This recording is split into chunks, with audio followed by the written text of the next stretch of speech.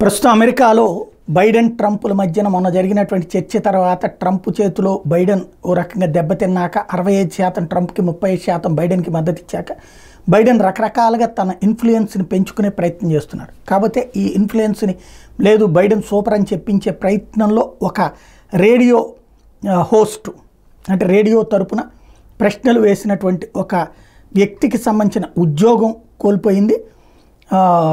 Word radio ఒక statement ఇచ్చింది.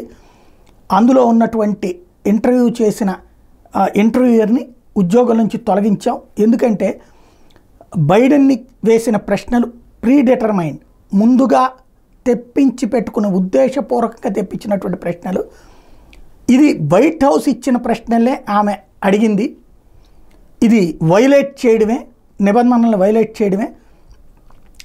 ఏదైతే ఇండిపెండెంట్గా అడగాల్సినటువంటి మీడియాగా ఉండాల్సింది కాస్త ఆ స్వతంత్రత కోల్పోయినటువంటి నేపథ్యంలో సదరు ఉద్యోగిని తొలగించాం అని ప్రకటించింది. అంటే బైడెన్ వైట్ హౌస్ ద్వారా చేసిన ప్రెషర్తో సంస్థ యాజమాన్యం కాకుండా, మన దేశంలో అయితే కనుక యాజమాన్యాలతోనే ఒత్తిడి చేస్తారు, వాళ్ళ దేశంలో కాబట్టి యాజమాన్యాలతో వర్కౌట్ కాక సిబ్బందితోనే మేనేజ్ చేసుకునే ప్రయత్నం చేస్తే ఇప్పుడు సిబ్బంది ఉద్యోగం తీసి బాధ్యతాయుత పాత్ర పోషించే సదరు రేడియో సంస్థ.